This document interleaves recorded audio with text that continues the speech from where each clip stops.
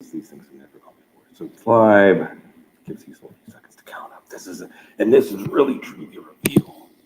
The reveal of all reveals as we are ready to really go live with the show here. I can just figure out how to do this now.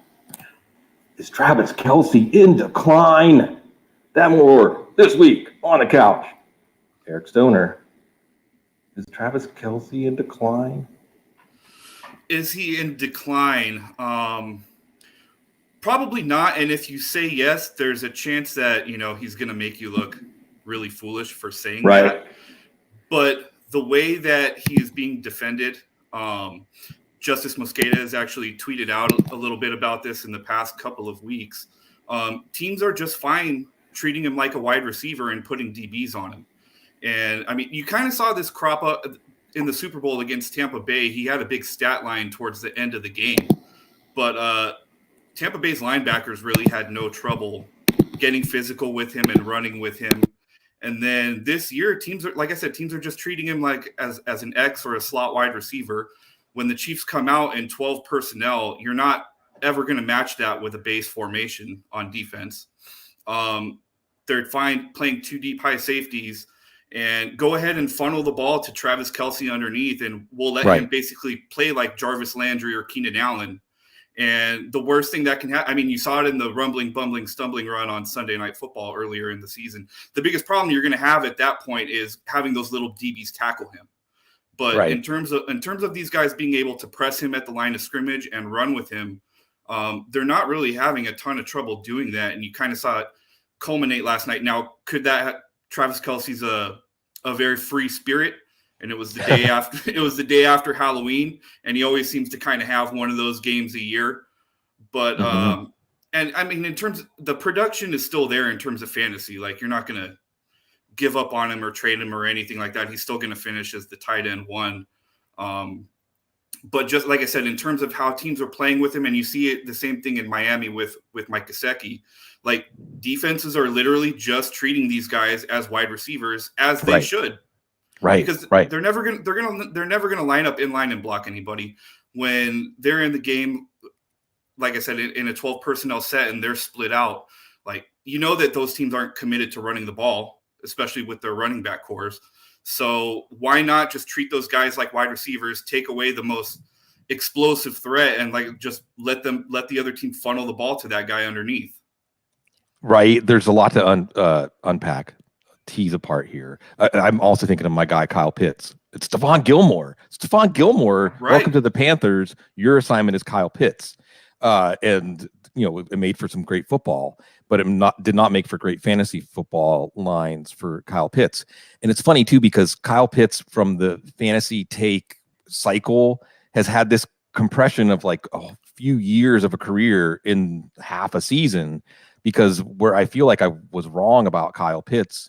Well, first it was that Art Smith was just going to use him the right way, but then it was that teams weren't going to treat him like the foundational player that he is already and devote those resources to taking away that player. So he already accelerated as a rookie to the player that teams go in saying, we're not going to let this player beat us, which goes into your point about teams saying, okay, and it's like positionless football. I mean, if this player, whatever his designation is for arbitration for franchise tag purposes, he's a wide receiver. And we're going to put someone on him who knows how to frustrate and thwart wide receivers. So it's almost like we get to this point where, like Dalton Schultz, right? The best fantasy tight end is someone that's not threatening enough. Austin Hooper with Atlanta, not threatening enough to actually devote any resources to, but also not good enough to really actually break out of that role and force teams to treat them with more respect. So you just gobble up all of these high percentage targets. Pat Freiermuth is going to be this guy for Pittsburgh, right, for the rest of the year. Yes. Right. So it's funny where fantasy football, this is where like fantasy football is stupid. I'm adding to the list every week, Eric. Right? Like Jalen Hurts, fantasy football is stupid.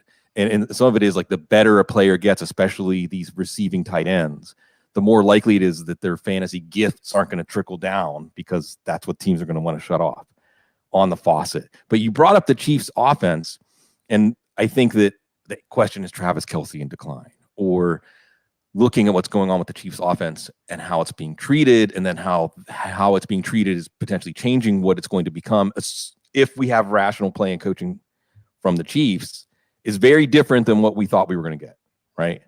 Oh, definitely. Very, very, very different. Now, there's the human psychology element that is inherently unpredictable of what will Reed and Mahomes do. Will they just accept it? And will that become a new identity? Or will they continue to try to swim upstream and without, like in this kind of clumsy way, make hard to watch football, like a piano falling downstairs, you know? Right. But talk to me, Eric Stoner, the world famous Eric Stoner, about what we're seeing from the Chiefs offense and where you think this is headed. Well, it seemed like they had an answer of what the solutions that they needed to do last night, even though they didn't light up the scoreboard. And with the defense being as bad as it is, help is on the way with Melvin Gordon, and that's going to help them a lot because it's going to let them move Chris Jones inside, which should really help shore up the spine of their defense, which has been a huge, huge problem for them. But they need to possess the ball for 30 to 35 minutes a game, and that's exactly what they did last night. And you really saw it on the opening script. They got away from it as the game went along, but they kind of San Franciscoized their offense a little bit with, basically using like Mecole Hardman, like Debo, with a lot of horizontal run action early in the play, and then just dumping it off to their playmakers in space in the flats.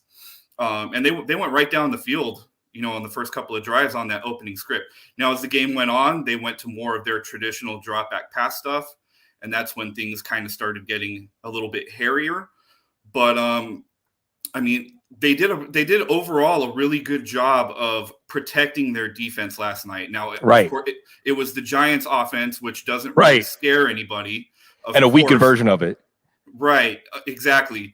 But that's the formula that they need to play. They need to play keep away and keep their defense off the field as much as possible. And they're not ever going to be committed to running the ball, but they had, I think, 27 attempts last night. If you count, like I said, the opening script of just the little run action dump off stuff, that's probably like another 8 pass attempts that were really more like run attempts. So like I said, they did a very good job of controlling the pace of the game, which for this entire season, even going back to their Super Bowl runs in the playoffs and everything, that it never feels like they're actually in control of a game or controlling the pace of a game. Right. And they actually did a very, very good job like this, and it was a step in the right direction, even though they didn't light up the scoreboard with it. So the fountain of points and the offensive exponential multiplier of all of these players, maybe it gets fixed down the stretch, but as far as taking the steps in the right direction, they did that last night.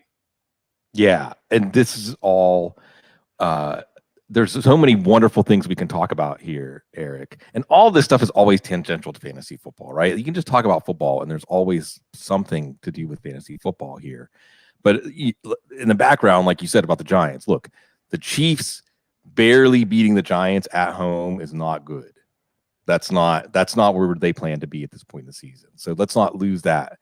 And it's Melvin Ingram, by the way. You set off a whole bunch of Adam Schefter just tweeted out Melvin Gordon's getting traded to the Chiefs because you said Melvin Ingram, right? In a true, I have named Chaps dyslexia. Would be proud, right? Yes. No, Chaps would be proud. And it's sad to me. There's something sad, man. The idea of even seeing Melvin Ingram, who's a player that I loved in a Steelers uniform, like really just gave me some joy, and that didn't work out. Makes me sad. But like you said, the Chiefs' identity on offense. And I think it intersects with how defenses want to treat their offense. That's the other thing, right? Because defenses are saying, we're going to dare you to run. This is like a classic Bill Belichick treatment. We're going to play too high. We're going to take away things downfield. We're going to see how disciplined you are and just run. And again, so if analytics say a pass is a more efficient outcome for an offense, just any pass than a run, well, then it's a more efficient outcome for a defense to get a run. Right? So you want to induce the run, especially when it's Patrick Mahomes. But the picture you drew, Eric, I'm going to bring it in boxing, right? It's like a boxer with a broken rib. Like you have to keep your one punch maybe in the holster so that your rib doesn't take any more shots, or you're going to take a fatal shot to the ribs. And that's the defense, right? I mean, that's the broken rib of the Chiefs, and they have to not expose that by trying, 4 play touchdown drives are great, but there's a whole element of football of, like, think of it like a video game. Think of everything in terms of all the screens we've consumed in our lives right now. Like the power bar. You want that power bar above the defense to stay longer if you're the team, that's your defense, but you're trying to make that thing go down. Body blow, body blow, body blow. And they just can't expose themselves to that. So it's actually in their interest to do what defenses want them to do, right? Take what the defense gives them. And I thought about this when I was watching Arizona too, against Green Bay, and what Green Bay did against them. Because isn't it elegant, right? Isn't it elegant? Well, Green Bay didn't have anything on wide receiver anyway, but isn't it elegant that by running at the soft underbelly of the Arizona defense, you keep Kyler Murray off the field? Two birds, one stone, right? But we don't incorporate this into fantasy analysis a lot. I mean, in some ways, I feel like fantasy analysis, especially, I think that maybe if you're a really good DFS player, you can kind of see these things and at least try to leverage those positions in your lineups. But from a season-long fantasy football perspective, it's almost like we're just adrift in the waves of week to week as these things happen. It feels like it's going to make us seasick, but you can think about it in hindsight, reverse engineer it, and understand how we would get there. And then with the Chiefs, I mean, it really, as you said, it takes the multiplier away, and it maybe fills up different cups differently. Like Mecole Hardman is Deebo Samuel in this offense. That elegantly hides his weaknesses, right? Yes, exactly. So, well, and to tie it back to like the analytics talk and any passing play being more efficient. I remember a few years ago, Chris Brown explained this really elegantly. Yes, any individual passing play may be the more efficient play, but on an offense, you're willing to trade some micro efficiency to run like a more inefficient play for the entirety of your offense to be more macro efficient. Right. The offense everything has to play off of each other. And especially when you're as disjointed as Kansas City is right now, a lot of 3-and-outs, a lot of turnovers. Like you said, the more you expose that defense, the worse problems you're going to have. And I know that, like, even on the Manning cast last night, Eli was saying, like, this is exactly what the Giants want. You want Kansas City to have these long drives, and hopefully you hold them to field goals. But on the flip side, that's kind of what Kansas City needs right now. They need to possess the ball as much as they can, and then hopefully not screw up and have turnovers and turn the fewer drives. They're going to have fewer drives overall, but more consistently turn those into points. Yeah, and maybe some timely defense, but yes, you will see. I mean, this is the reality of the current NFL, and it's kind of fun. It feels real chaotic to me, Eric. This feels like a more chaotic season than typical. Oh, yeah. I feel like nothing is resorting itself. I feel like all we're seeing is, like, I know there's probably some animal or situation in nature that's like this, where it's like the mass of animals are all like pulling each other down, and like crabs in a jar, crabs in a bucket. Yeah, it's like crabs in a jar. Exactly. So, and that's certainly how the AFC has been in the NFC. And like I keep saying, there's like 13 or 14 teams that are credible when you picture in your mind's eye lifting up the Lombardi Trophy right now, which is fun, which is really fun, because who knows what's going to happen between now and then. That, I joked that I love what the writers of the season are doing with this Adrian Peterson twist. Oh yeah. It's elegant. I mean, again, that's one of the things. So I'll let you run off with this. Let's talk about this Adrian Peterson thing. And it's great too, because I love how much is encapsulated with our mutual friend, Matt Waldman, calling him Santa Claus. It's like that in and of itself, just let that soak in, and there's wisdom there. But the alignment between Adrian Peterson and everything he represents and what Derrick Henry represented in this offense is so perfect that for fantasy, I want to buy in. I got to buy in. Like, I want to be part of this possibility. And this is a point where you can say that Santa Claus isn't real, or you can say, I can't wait for Christmas morning. Yeah, totally. Well, and the thing that makes that so cool about it is that for a free agent signing for a running back, for Adrian Peterson and for that team, it's apparent right off the bat that everybody here is going to be on the same page. He's going to be willing to take a workhorse load. He wants to keep adding to his career total rushing numbers. Right. He's going to have We'll see if his body can hold up, but he's the type of freak of nature to where he's going to relish that opportunity. If you allow me to interject, not just a freak of nature, but freakishly married to football. Like he was born to play football. And born to run. Yes. Born to put the rock in his belly and let him get yards. Like he's going to turn into a constellation. Like what Adrian Peterson has done, he's just going to be a constellation in the sky running the football. Yeah, I mean, and even in his spot duty the last couple of years with Washington and Detroit, the skills are all still there pretty much, except for the top end speed. He's not going to have the long breakaway runs anymore. We know that. But in terms of conceptually understanding runs, how the defense is pursuing him, being willing and able to punish the defense, which, I mean, that's a huge part of Derrick Henry's not the most punishing guy in terms of like being able to run with leverage like Nick Chubb. But he's a 240 to 260 pound body that gets momentum going, and he doesn't get tired. That's the big thing with Derrick Henry is the dude just never, you can feed him the ball all game and he never gets tired. And Adrian has that exact same skill set and ability.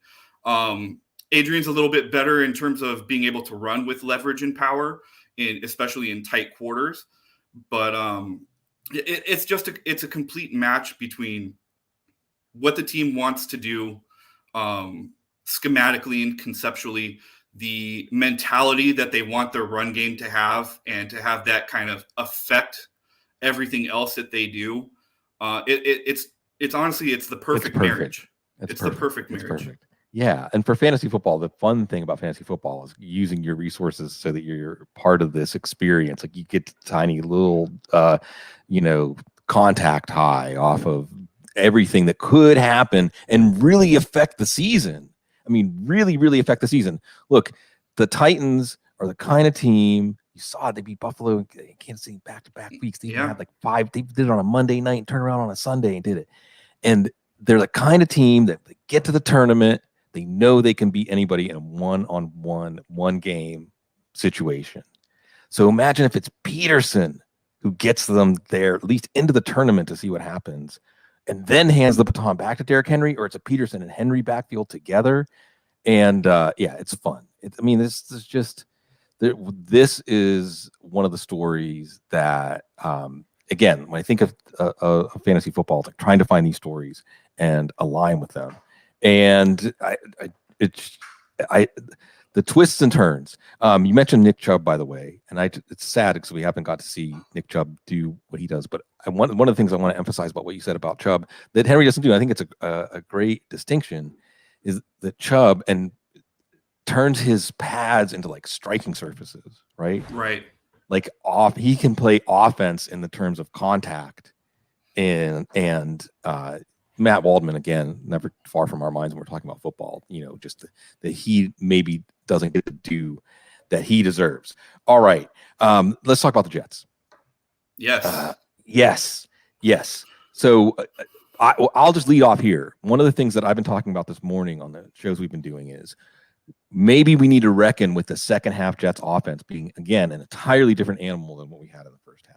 And then for fantasy, like how big is the ladle that fills up the cups and how big are the cups?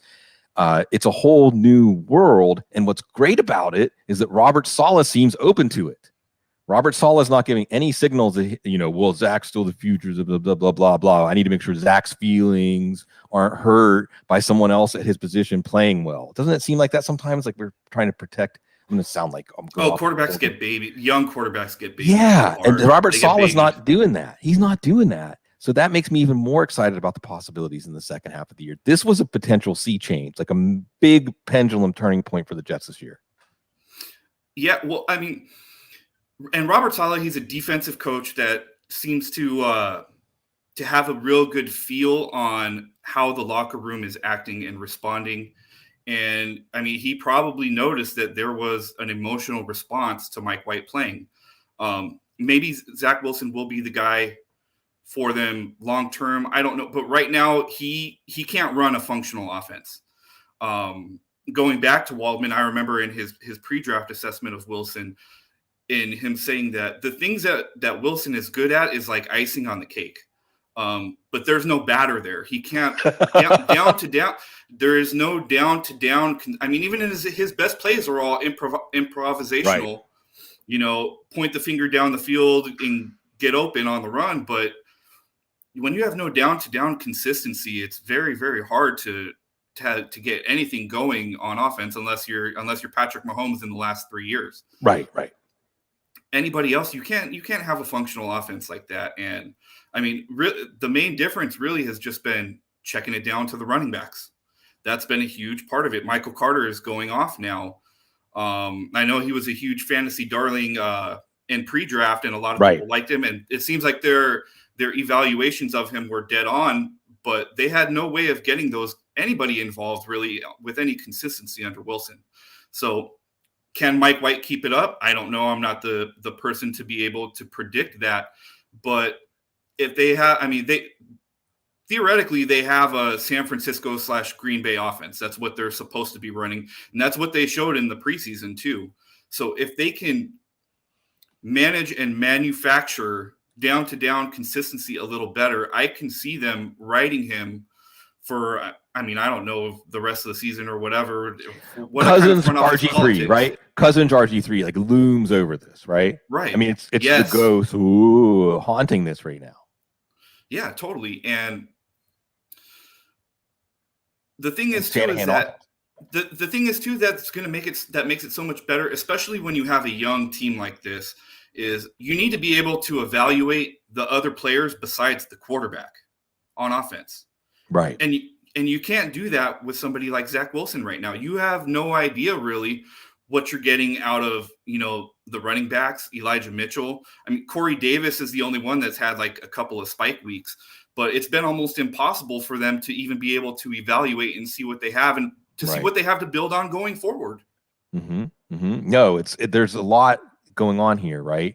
So one of the things that we throw away. So this is the age of when rookie quarterbacks start right away. I mean, this is just for a first round quarterbacks. If you're a first round rookie quarterback, and it is, for the NFL, which is usually so conservative, to everybody just go in the deep end and adopt this. Like, it's actually kind of surprising when I think about it that a franchise hasn't just bucked to this trend. I guess kind of the Packers are doing that with Jordan Love. We'll see. But if that's the test case, that's not going to necessarily be a great test case for the idea.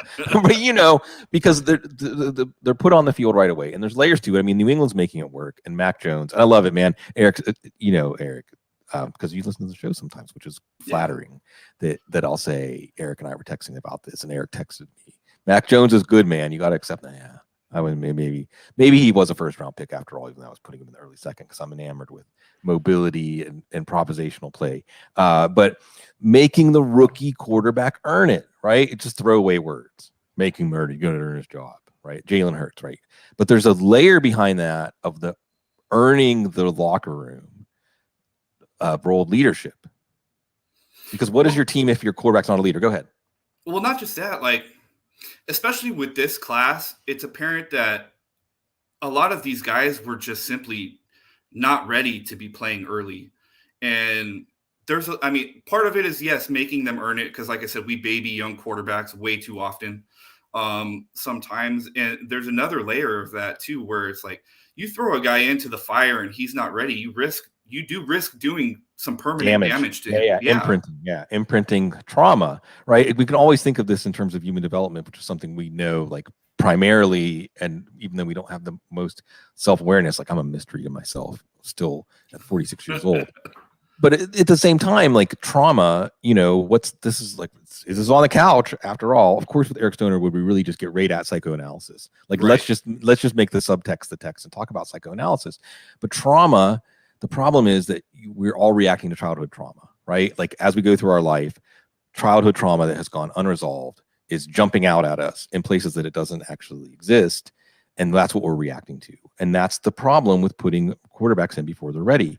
And it strikes me, Eric, that it's almost like the NFL in some ways has forgotten that it's the NFL and it's the professionals, and we're just yapping about it, because there was wisdom to letting quarterbacks sit.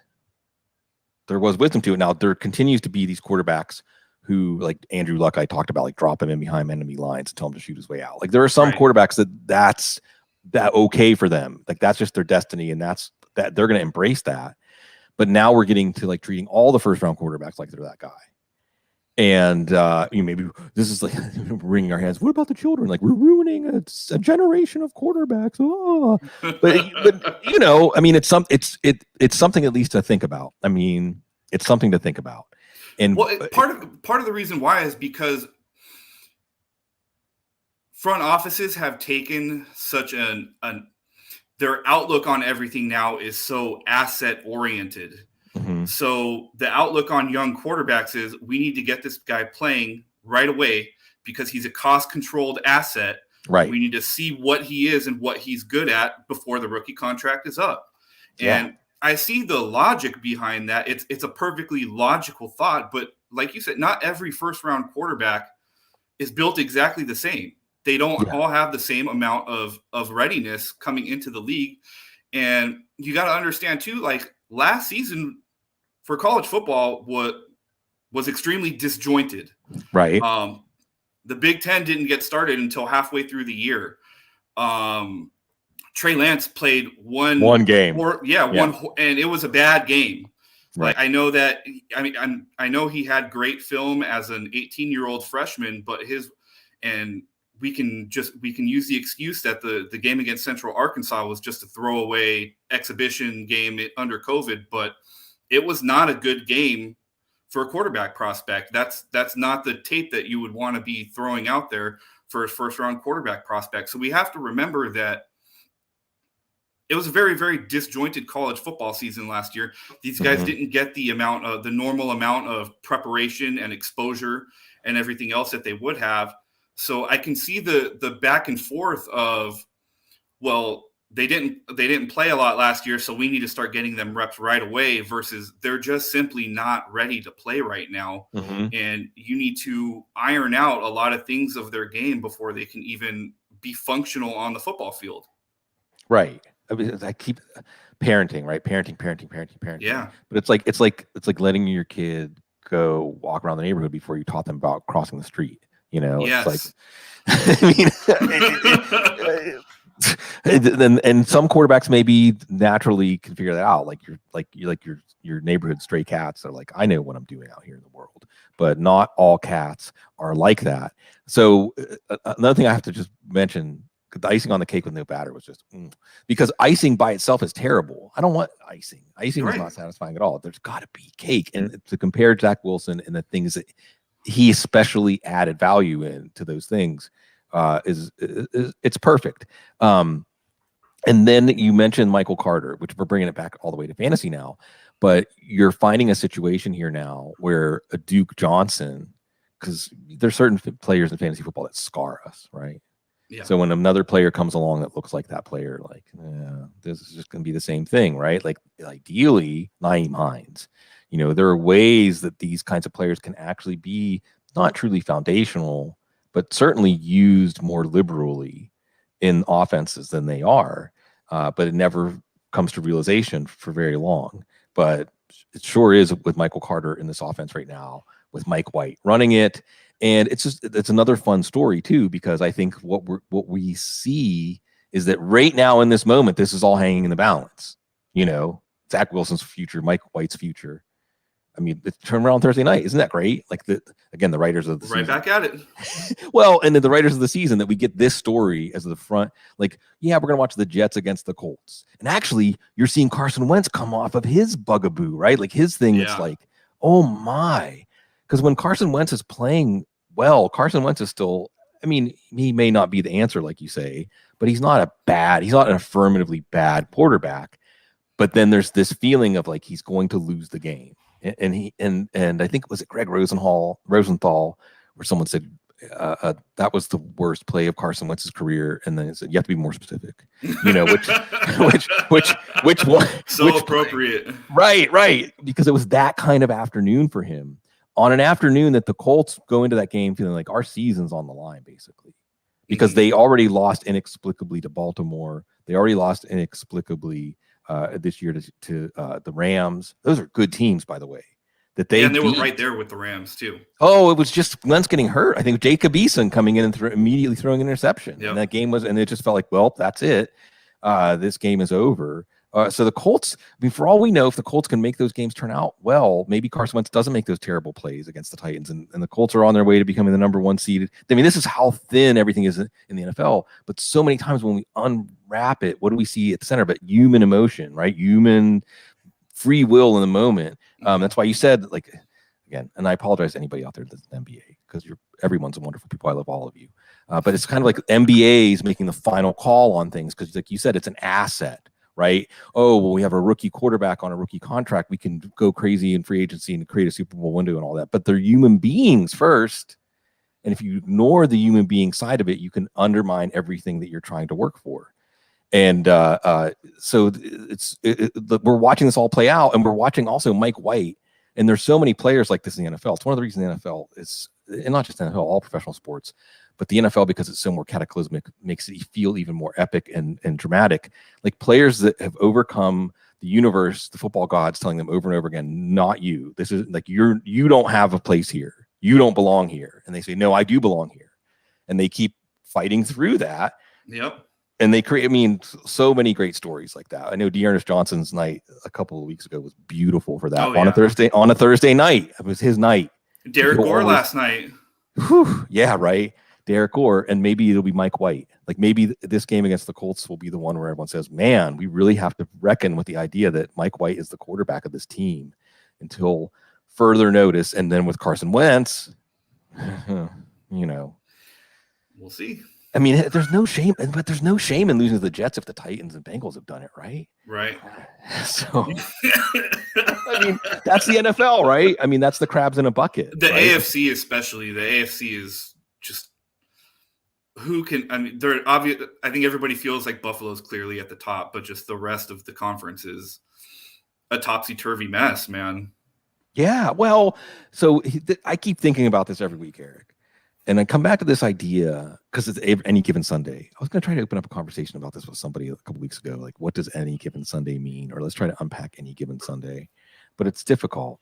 The best I could come up with was something like, I mean, you have the median, which is based on like the talent of the team and its ability to execute, and the coach's ability to prepare game plans and alignment between talent and play design and play calling, et cetera, et cetera, et cetera. And then there's the variance, right? The dice roll. And any given Sunday means like the variance can be bigger than the delta between the medians, right? Mm-hmm. Yeah. I mean, that's what any given Sunday stands for. So like you can, and what do we do with our analysis? We are trying to figure out the median, right? And this is again how fantasy football puts you on the seas of the week to week variance in the NFL. But when we at least reverse engineer like Monday morning quarterbacking, it's great though that Monday morning quarterbacking is like a metaphor beyond football for like going back and saying, well, yeah, I would have done that differently. Well, of course, because you watched it happen. Right. Well, if you had to actually be at the fork in the road to make those decisions, how badly would it have gone, right? Like this is the quarterback development. Because we all would be like, play the quarterback. Everyone's like, play the first rounder. The whole NFL and the media amplifies it. Play the rookie, right? And the NFL has given in to that. Maybe not very wisely, at least in the case of Zach Wilson. So the AFC, bringing back to that, though, in the way that these teams are fighting through each other and going back to the idea of any given Sunday is just that the variance is presenting something where I can easily make a list. I mean, we can do it right here, right now, right?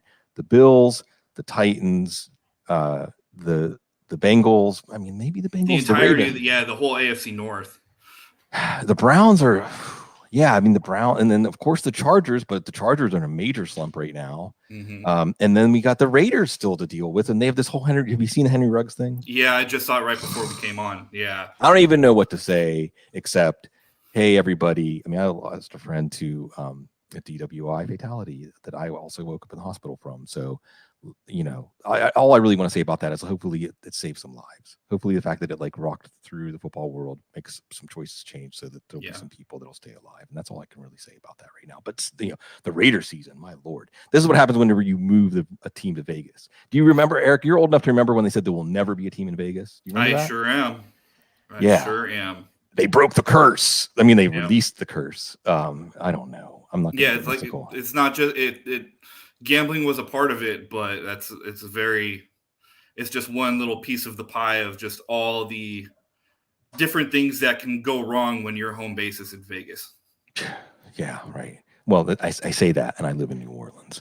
But like you said, Buffalo's the favorite, and I guess some of that's because they're on the natural trajectory of like earning their lumps. I've compared it to like climbing a mountain, and you get to different levels where the oxygen's thinner, and you realize like I need to bring something else. I can't get any farther on this mountain, and that they seem like, and I would love to see it. Like my heart wants a Bills Super Bowl in my lifetime, a Super Bowl victory. I have great friends that are Bills fans. I understand the relationship that community has. They're kind of like New Orleans in a way where they're so unflinchingly positive. Look, again, from the psychological point of view, I get it. Like if you're unflinchingly positive, like you're going to get run over again and again. Go with the car metaphor. That's terrible. Now I realize like that's super Freudian now that I've been talking about cars running people over. I'm going to try not to do that again, but you can't say contagious anymore and things like everything has a negative repercussion. Connotation. It's all like one experience away for all of us. But I get it how if you're unflinchingly positive, like in your personal relationship, certainly like in love and romance and things like that, like you're going to lose, you're going to get taken advantage of. But as a fan of a team, you should be gullible, right? I mean, you should. I mean, if you're going to engage in the whole ritual, then you should be. And the Buffalo Bills fans are unflinchingly positive, even though they had the most epic loss at the top. I mean, to go to 4 straight Super Bowls, I don't think anybody understands. Crazy. It's in and of itself one of the most impressive achievements in NFL history, right? It's more impressive than like you could take the Super Bowl champions, and it's more impressive than, I mean, probably like 75%. Whichever one-off Super Bowl, right. And yet they still want it and they still want to believe it, but it just feels like when the playoffs open up, it's going to be a free for all. And on it's any given Sunday, right? Like in any team, like a team that loses on wild card weekend could just as easily go to the Super Bowl and win the Super Bowl. Yeah. It's Pete Rozell's vision, but it also feels super chaotic. What else? Cecil said, by the way, folks, Cecil said to me this morning, you're not going to talk about football with Eric Stoner, right? So Cecil, we talked about football. We can talk about right about this point in the time is when I've been going off the rails. But at the same time, this is the world famous Eric Stoner. You've come out of seclusion for this date. What else do you want to tell the world? Oh man, geez, fatherhood is great. Yes, I'm absolutely loving it. That was a big reason why I got off and stopped making content and everything, so I could just devote my life and be present in my children's life and not be wasting so much time online. Obviously, I still am a lot since I'm still in everybody's text messages. You know what I mean? In our little circle, but I'm absolutely loving that. My oldest is 4, and I got my younger boy is about to turn 3 in December. So fatherhood and married life and all of that has been great. I absolutely love it. I know that a lot of our audience is or your audience, not our audience, your audience. There's a big age distribution. Mm-hmm. You know what I mean? So it's cool to finally be joining finally join the ranks of the dads and the older millennials and everything. And now we got the young Zoomer kids coming up. Yeah. It's a great conversation. You mentioned the text messages. And I think that stands for one of the things that I've always said about this show or the fantasy football world or just the fantasy football podcasts or thing or fantasy football leagues persisting for decades is it's really just a way mostly. And I mean, there's a lot of women making great fantasy football content and they're great fantasy football players. But I do think there's like a male emotional experience of growing up as a male in our culture. And it gives us the permission to be kind of touchy feely with each other as people through how we talk about football. I mean, it's a way on a basic level, which is so literal, but just to be present in each other's lives, right? Like actually be present. And that's like one of the best things we can do for each other, for sure. And yeah, man, I love that you want to be like an advertisement for fatherhood. And it's awesome, man. Yeah. It's a lot. I'm not gonna lie. It's not all fun and games and rainbows and fun times. I mean, they're pretty easy when they're babies. It's much harder on the woman. But yeah, once they hit toddler age, dude, and they're mobile and they can talk and all of that fun stuff, they demand a lot of attention, but it's incredibly rewarding. So yeah, I mean, it's passing the torch on, I guess. We got our chance. Now let's do our best to help loose on the world like some decent human beings who will surpass us, right? That's what all parents want for their kids, is to go to surpass us. So that's wonderful, man. That's wonderful. And I think that we can all hopefully have things in our lives that are positive, that we look forward to, that we celebrate, and change. Let's see, what else can we touch on before we really truly go off the rails? We got to talk about the Rams. Okay. Which is another thing where we're watching this drama again of Sean McVay. Like, I keep coming to the point where like there had to be a moment. I think it was the Miami game last year, but I'm just guessing. I'm talking out of another orifice. That Sean McVay is like, no more. I'm not doing the Jared Goff thing anymore. Like I like first thing next year, we're done. And they go out and they get Matthew Stafford, which has been interesting. And we also, through that, maybe get to see like what would Sean McVay do if he could do what he wanted to do, not what he could do with Jared Goff, but what he wanted to do. Although there's always going to be elements of like what you can and can't do. I mean, if you're a good coach, a rational coach, which maybe there aren't any, I don't know, you will be responsive to the feedback you get from like what actually works and what doesn't. What's working for them right now? It reminds me of a lot. I mean, if you do any type of like competitive video gaming or anything, there's always like a meta strategy, no matter what genre the game is. Somebody will always, very much like in our industry, they will break the spreadsheets out and completely go full on and see like by the numbers what is the most meta efficient strategy. And for the last couple of years, people have been hammering it's motion and play action. That is the meta. That is the strategy to go to. And we see it with the Rams right now. They've completely ditched that, shown that was just like a training wheels type of offense for them with Jared Goff. And they're a pure drop back pass team now. Very similar to like what teams were, post 2007, after the New England Patriots had their big breakout record setting year on offense, where it's like, we can be a straight 11 personnel regular old drop back pass team. And that's what they've gone to. And now that they have the quarterback to pull it off, they're showing it's still an incredibly viable strategy. The thing that you have to have that makes it work, though, is you have to have a quarterback that is that good, because your margin for error is zero. Your quarterback has to be extremely good, both pre-snap and post-snap. A lot of it is reading structural inefficiencies in the defense pre-snap and where they can get to and where your leverage is in terms of spacing on offense. But yeah, they're showing that, the devs made a patch and now the meta has shifted again. Right. Yeah, someone in the chat room said min-max. Yes, min-max culture, dude. I hate it. I hate it. Well, I hate it in gaming. I hate it in gaming, and I hate it in football. Well, now we can really go off the rails. All right. I mean, we can always steer back to football if you want, but certainly, again, it's something I find myself talking about a lot and realizing this. You mentioned like something about fatherhood, right? I mean, I could truly make this on the couch episode and start talking about my relationship with my father and fathers and father figures in my life in general, but I'm not going to do that.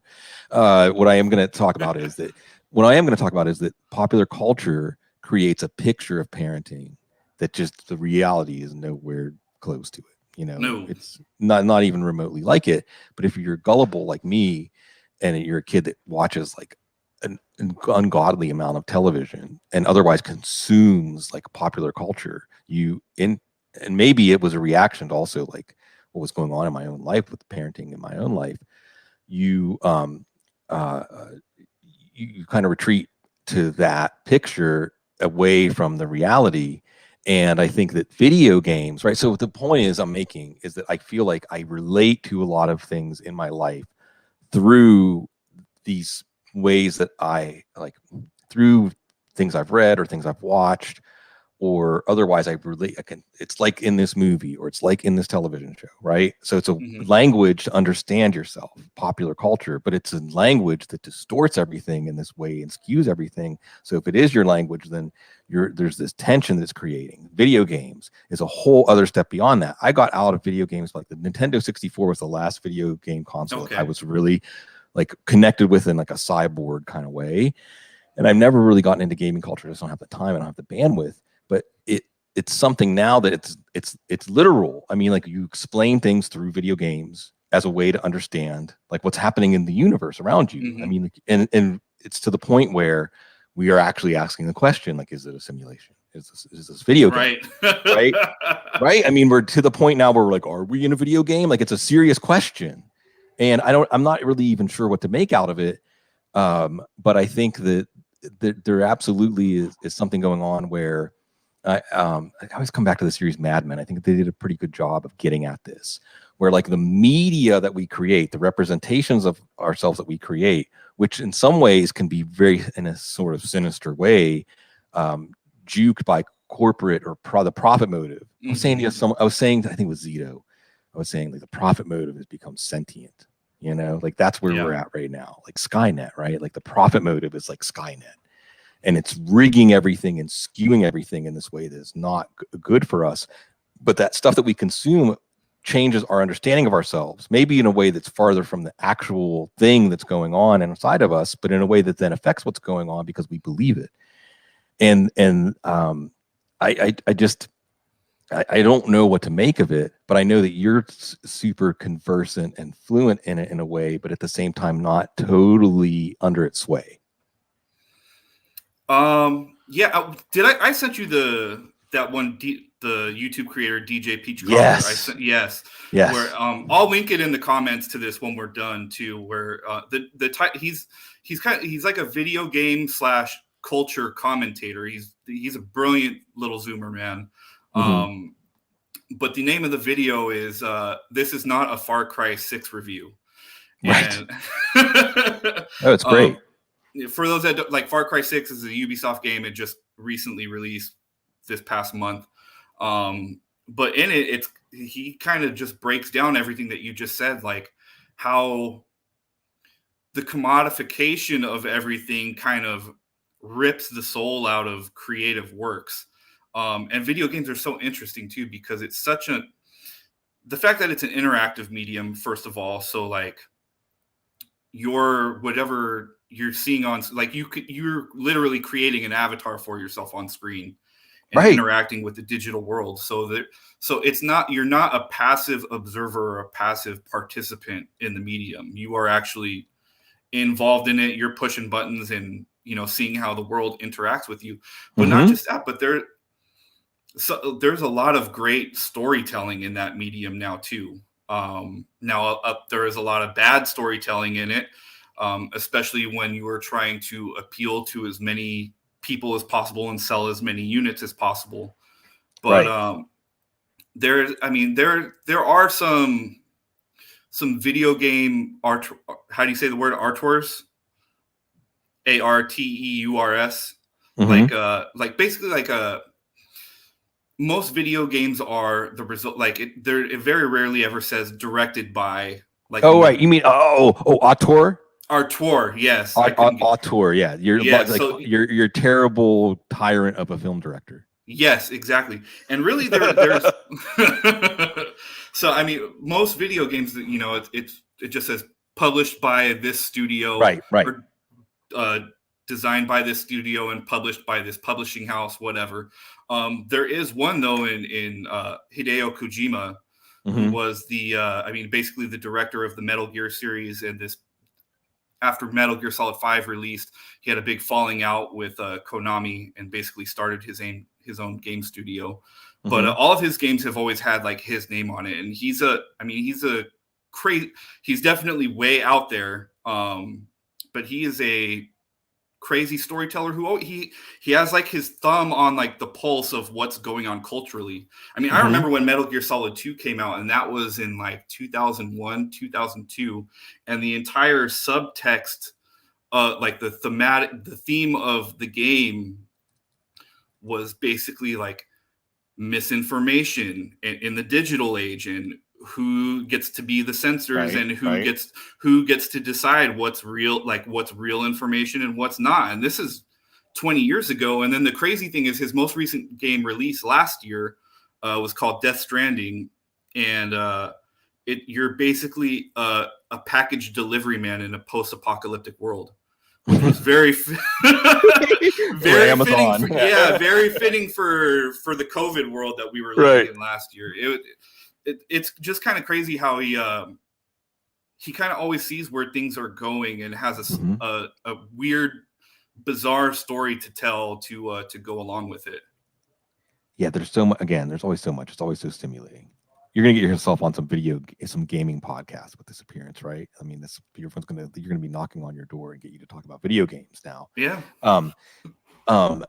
First of all, the last thing you said, people who have a sense of where things are going, and I was watching something recently that said that the Mayans and their crazy intricate calendar that had all these concentric circles of different periods believed that if you understood the past, you could predict the future, right? It just makes sense.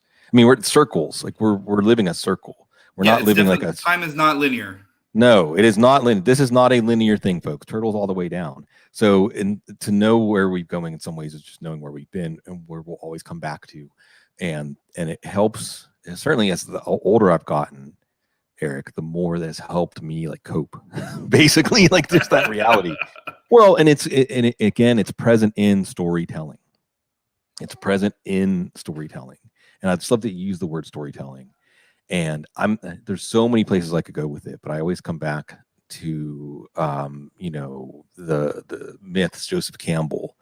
And of course, in my life, this is where we can get eerie, right? Is the moment I've talked to my wife, I'm asked her, like, when did we fall in love, or when did you know? When was your mind really open to this, like, happening? And it was when I gave her a Joseph Campbell book that I had, because something about our conversation reminded me of it. I wanted to give it to her. And Joseph Campbell, all I can say, folks, is if you don't know the work of Joseph Campbell, you're not familiar with it, just take it and run with it. Because it's this idea that stories, all the world's stage, William Shakespeare, right? We're living out these stories. There's patterns or similarities that you can find, and they just help you understand yourself and just what it is to be a human. And in this weird push-pull that we're at the middle of as a human being, between like this physical system, like hormones and your brain and everything that creates, and maybe this thing called a soul, whatever that is. And we bring it all the way back to video games. And it's great, man. The chat room came alive. I just want to tell you this, Eric. The chat room came alive when you started talking about video games. Like,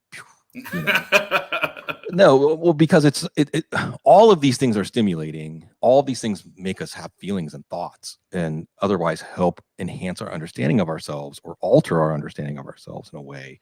And the more we can talk about it and compare experiences, the more we can kind of winnow down to like what's real, what's actually real, if there is such a thing in this world. So it's wonderful to see the stuff that makes people light up. And the observation that we were talking about in the chat room that I want to put out there while we're on the subject is, and Ray, love you, Ray. Love seeing Ray here, said, video games are the medium of our time, and we're learning it as it manifests. And it's a bigger industry now than the movie industry. Yes, and because it emerged from the movie industry. It's like the chrysalis, and it's like the butterfly, right? And someone pointed out in the chat room even that like most movies now are just in video game environments. Yeah, they've merged. I mean, they've basically merged. The difference is in the video game, you can actually download yourself into the movie and participate in the movie, right? Which is like the main metaphor that I keep coming back to, like understand or explain to myself what a human being is. And it's like the creator energy could download itself into the creation and check it out. That's us. That's what we are, although it comes with baggage. Anyway, that's what all the religious traditions are about. Why hast thou forsaken me, creator, I'm this little splinter of you that you put in here Why would you do that to me? Fatherhood, right? That's right there. Yep. It's all right there. It's all right there. But bring it all the way back to video games and get like hard hitting about it, Eric, because we got just a couple of minutes, is that what we have unwittingly done is created behavior modification systems. Yes. So YouTube and the YouTube algorithms are another one. This is what I mean when I say the profit motive has become sentient. Or another thing that comes into my mind a lot is the devil's work is easier than God's work, right? Like the devil can take shortcuts. You know what I mean? Like getting down to the lower brain is much easier than climbing to the higher brain. Right. Yeah.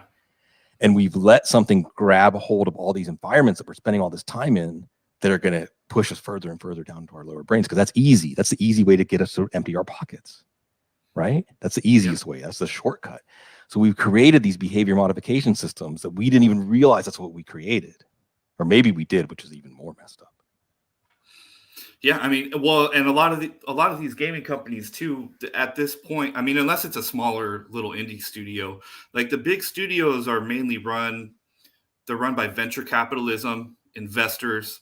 They hire psychologists to purposely, make their game as sticky. Yes, addicting is one word, and if you have, if you have that predilection, then a game can definitely grab you and make you addicted to it. But how can we monetize the customer for as long as possible? Because for the most part, the days of just having a title that stands on its own, that's a 40-hour experience, those days, like I said, unless it's a smaller studio, are pretty much gone. They're just big tech analytic companies now. And and they work in exactly the same way as the big tech companies of, like I said, how can we monetize the consumer as much as possible and for as long as possible? Yeah, it really is eerily like the picture, the literal, the visual that the Matrix creates, right? Except like it's like the thing that being like taken, sucked from us, our blood or whatever, is like our money. I think of the Radiohead song Dollars and Cents too, where it's like the commerce, like it's just like taking us and hooking this thing up to us. That's going to just like turn everything we do. I mean, I'm part of it, right? Fantasy football as a job. We're now strip mining fun. Now we're strip mining hobbies. Now we're strip mining everything we possibly can to like take value out of it. And what value really means, I guess, is just like the ability to get someone to do something. I mean, that's right. And then showing up for work, basically. Right. I always like to say the whole world runs on the promise that we're all going to show up for work tomorrow. But guess what? We can all decide to not show up for work tomorrow. That's my dream, is to convince everyone to not show up for work tomorrow. Yeah. Snow day. Let's just do a universal for everyone, right? No, I mean, I could get into actual, obviously we're talking about general strikes and things like that, but that's why I'm doing this right at the end of the show, Eric, because that's the show we really want to do, right? So there you go. Eric Stoner's real. I think like at least 5 or 6 times I looked down at the chat room, Eric, and that's what I saw. Eric Stoner's real. So I want to report to you as a result of this show that you indeed are real. I am real. And it's great. And maybe I'm not going to see. I feel like I'm even putting you off on the spot to say this, but maybe this isn't the only time we're going to do this. Maybe we'll talk about this. We'll talk about this. All I'm trying to say is, as everyone knows, especially folks who maybe are getting their introduction to Eric Stoner, more Eric Stoner is always good. Just like all of y'all out there. I think it's a beautiful, wonderful thing to be part of a community of all of you beautiful, wonderful people, and continue to be present in each other's lives and participate in each other's lives in a way to make things more positive, uplift each other, or, keep each other company, and at least know we're not alone. And you help us feel not alone at Football Guys, always with the way you support us. We appreciate that. If you enjoy the YouTube channel and everything we're doing here, like, comment, subscribe, all those things, that can't keep the channel growing. And because we're putting out good things with Football Guys, you can help the YouTube algorithm actually spread positivity and good football analysis and good people into people's lives. So help us do that always, and always continue to stay classy.